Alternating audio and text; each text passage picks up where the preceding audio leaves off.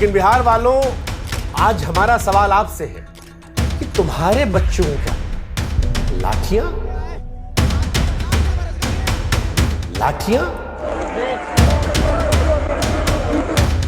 सिर्फ लाठियां।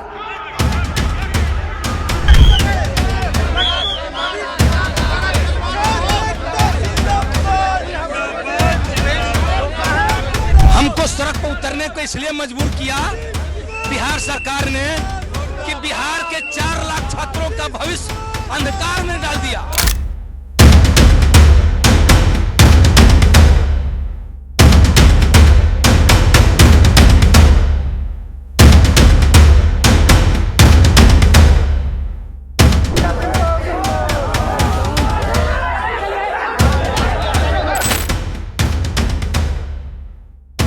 कि हम लोग 20-25 दिन से प्रोटेस्ट कर रहे हैं बिहार में।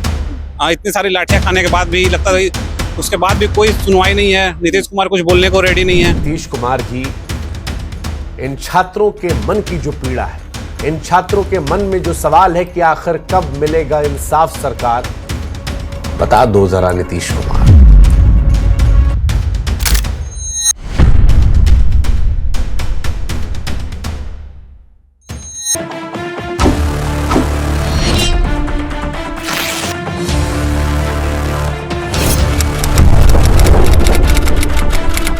नमस्कार देशवासियों, भारतवासियों।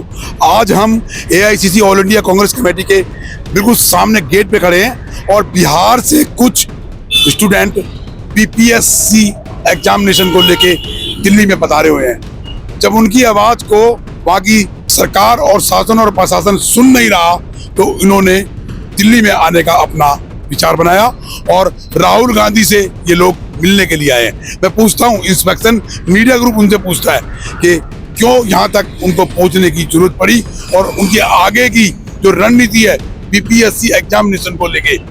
वो स्टूडेंट है जिन्हों के साथ लाठी चार्ज, अत्याचार, एग्जाम को लेके, एग्जाम को रद्द करने के लिए इन्होंने बहुत जोर लगाया क्योंकि नकल हो चुकी थी, पेपर पास आउट हो चुका था।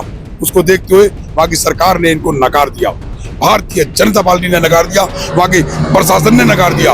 आज वो दिल्ली में अपनी आवाज को राहुल गांधी कांग्रेस कमेटी को नवाजने आए हैं। अब देखते हैं कि राहुल गांधी इनकी आवाज सुनते हैं या नहीं। जब ये बिहार से यहाँ आए हैं तो कुछ ना कुछ लेके ही आए होंगे अपने दुख दर्द को। तो मैं इनसे पूछता हूँ और इनका स्वागत करता हूँ कि आप दिल्ली आए और आपकी आवाज को बुलंद किया जाए। इंस्पेक्शन मीडिया ग्रुप में अब बात करने का आपका हम स्वागत करते हैं और हम कोशिश करेंगे कि आपकी आवाज वहां तक पहुंचाई जाए। क्या कारण है आपका जो आप दिल्ली आए? सबसे पहले तो आप लोगों को थैंक यू कि आप लोगों ने हम लोग को कवर किया, क्योंकि हमें तो लग रहा था कि पता नहीं हमें कोई सुनेगा अभी कि नहीं सुनेगा दिल्ली में। तो इसलिए आपको थैंक यू। और पहली बात हम लोग इसलिए सर आए हैं क्योंकि हम लोग 20-25 दिन से प्रोटेस्ट कर रहे हैं बिहार में। इतनी सारी लाठियां खाने के बाद भी लगता है उसके बाद भी कोई सुनवाई नहीं है। नीतीश कुमार कुछ बोलने को रेडी नहीं है। तो आखिरी उम्मीद हमें लगता है कि अब हम लोग राहुल गांधी हमारी आखिरी उम्मीद है, इसलिए हम लोग दिल्ली आ गए वहाँ से। और हम लोग चाहते हैं कि जब तक प्रोटेस्ट खत्म नहीं होगा, जब तक कि हम लोग का ये एग्जाम ना हो जाए, तब तक हम लोग आंदोलन करते रहेंगे और अपने हक की लड़ाई सर लड़ते रहेंगे। भी आप कांग्रेस से क्या उम्मीद रख के बैठे हो? सर हम उम्मीद ये रखे हैं कि कांग्रेस इसको बढ़ चढ़ के इस मुद्दे को प्रखर बोले इसको, और ज्यादा से ज्यादा इस मीडिया इसको कवर करे, क्योंकि हम लोग सर राहुल गांधी बोलेंगे तो ज्यादा से ज्यादा मीडिया कवरेज मिलेगा, ज्यादा सरकार पे दबाव बनेगी सर। तो इसलिए हम लोग चाहते हैं कि राहुल गांधी हमारी आखिरी उम्मीद है, इसलिए हम लोग यहाँ तक आ गए सर। तो अभी जो वहाँ की जो प्रक्रिया है, जो बिहार के अंदर चल रहा है, वहाँ पर अभी माहौल क्या है बिहार से? और बिहार से आप कौन सी जगह से आए हो? सर मैं बिहार का कैमूर जिले से आया हूँ। अच्छा जी, तो हम लोग अलग अलग जिले से आए हैं। आप कहाँ से आए हो? ये पटना से आया हूँ। आप नवादा से। नवादा से। तो देखिए, बिहार से कुछ PPSC के स्टूडेंट आए हुए हैं। कहते हैं सरकार कि भाई शिक्षा का वो मार्गदर्शन देश को चलाने में बहुत अहम रोल अदा करता है, लेकिन यहाँ तो शिक्षा के पर नकल का माध्यम लेके बैठ गए लोग और उसको डिस्कनेक्ट नहीं कर रहे, जबकि इन्होंने स्टूडेंटों ने उसको पकड़ भी लिया कि भाई ये नकल हो रही है, पेपर पास हो गया है। जब पेपर बाहर निकल गया, लीक हो गया है, तो उसे रद्द कर देना चाहिए। लेकिन प्रशासन और शासन एक सांप और एक नाक की तरह चौपड़ी जमाए बैठा हुआ है, उसके पर असर नहीं हो रहा। उसी आवाज को देखते हुए बिहार से ये लोग अपनी आवाज को राहुल गांधी, प्रियंका गांधी और सोनिया गांधी के कार्यालय में लेकर आए हैं।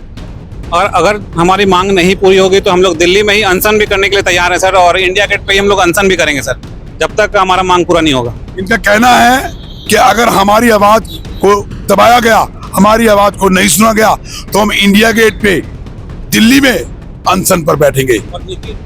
हमारी मांग है नीतीश कुमार से कि कम से कम नीतीश कुमार जैसे मांग है कि आप लोग एक बार हम लोगों से बात करिए। आज तक अभी तक उनका एक भी बयान नहीं आया इस चीज़ पे, और आप मुख्यमंत्री हैं और सबसे पहला आपका दायित्व बनता है कि आपका जो राज्य के बच्चे हैं उनके बारे में सोचें, लेकिन अभी तक कुछ भी नहीं हो रहा है, और इसलिए थोड़ा बहुत हम लोगों को सर उनसे ये है मतलब आपको मतलब कांग्रेस से उम्मीद है? कांग्रेस से उम्मीद है सर, और किसी से उम्मीद नहीं बच रहा है अब। अभी आप क्या कहोगे? सर बहुत उम्मीद है सर, इसी उम्मीद के चक्कर में हम लोग बिहार से यहाँ तक आए हैं, और एक बार राहुल जी से मुलाकात हो जाए। कितने लोग आए हो बिहार से? सर हम अभी तो 4 हैं, और बहुत सारे लोग भी हैं, दोस्त हैं जो मुखर्जीगढ़ में रहते हैं, जो अभी आ नहीं पाए, लेकिन उनसे कहेंगे तो वो भी आएंगे।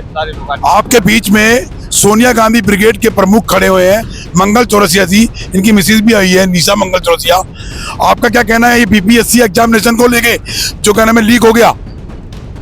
मैं बड़ा शर्म के साथ महसूस कर रहा हूँ कि जिस राज्य के बच्चे इतने ठंड में आज दिल्ली में आए हैं, इनका भविष्य खतरे में है, और वहाँ की सरकार अपने बच्चों को नहीं संभाल पा रही है, और वो न्याय के लिए दिल्ली तक के आ रही है। ये बहुत शर्म की बात है। अगर आप नहीं संभाल पाते तो अपने घर में अपने बच्चों को संभालो। देश संभालने की बात बहुत दूर की रही है। आज देश का भविष्य खराब हो रहा है, देश के जवान बच्चों का भविष्य खराब हो रहा है। अगर इसी तरह से तुम्हारा चलते रहेगा तो एक दिन से देश में क्रांति आएगी, और यहाँ के नौजवान बच्चे वो हाल कर देंगे जैसे अंग्रेजों का करे थे, वही हाल करने के लिए मजबूर ना करो। इसलिए समझ जाओ, अभी भी वक्त है तुम्हारे पास। ये वक्त के नतीजे को देखते हुए मैं नीतीश कुमार जी से ये आग्रह करूंगा कि वहाँ के जवान जो नौजवान बच्चे हैं, ऐसा काफी कुछ सुनने जो इस देश का भविष्य है, जो ये देश का भविष्य, आने वाला भविष्य, मैं उनके साथ खड़ा हूँ। एंड टाइम जब भी अगर उनका मौका पड़ेगा, मैं स्टेट में काम कर रहा हूँ और अपने देश के साथ में खिलवाड़ होते हुए देख नहीं सकूंगा। अगर जिसने भी अगर किसी भी नेता ने अगर खिलवाड़ किए तो वो ये समझ जाना कि उसके लिए ठीक नहीं रहूंगा। मैं जिस क्षेत्र में रहता हूँ उसी क्षेत्र में जाकर उनके साथ देने के लिए मैं एनी टाइम तैयार हूँ। आखिरी बात हम नीतीश कुमार जी से यही पूछना चाहते हैं कि हम लोग पढ़ाई करें कि आंदोलन करें, और जो बच्चे और अगर और भी बच्चे आत्महत्या करते हैं तो उसके जिम्मेदार कौन होगा? बीपीएससी होगा, नीतीश कुमार होंगे, या कौन होगा? इसका जवाब हम लोग को जरूर देना चाहिए। तो देखिए, बिहार से आए ये 4 स्टूडेंट अपनी आवाज को कांग्रेस कार्यालय में रखने के लिए आए हैं, और उनकी उम्मीद है, वो जाहिर कर रहे हैं कि हमारी आवाज कोई सुने, राहुल गांधी तक इनकी आवाज पहुंचे, प्रियंका गांधी तक इनकी आवाज पहुंचे, और इस बात का निवारण हो। अगर विपक्ष है, विपक्ष अपनी आवाज को बुलंद करेगा तो शायद कोई रास्ता निकल के आए। तो हम शासन और प्रशासन से, और बल्कि हम नीतीश कुमार से भी कहते हैं कि जरा इनके पर ध्यान कीजिए। ये वो भविष्य है, वो वर्तमान है जो देश को चलाने की ताकत रखते हैं। बीपीएससी यानी आप समझ रहे हो ना कि बीपीएससी वो एग्जामिनेशन है जो देश के उस साख को चलाता है, और उसी के ऊपर नकल, अगर नकल करने वाला आगे निकलेगा तो देश का भला कैसे होगा?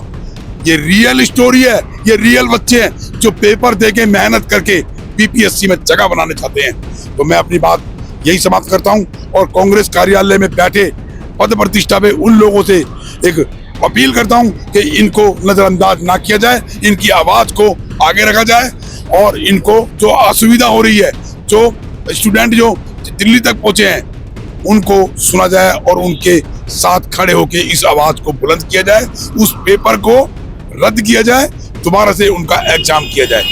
जय हिंद, जय भारत।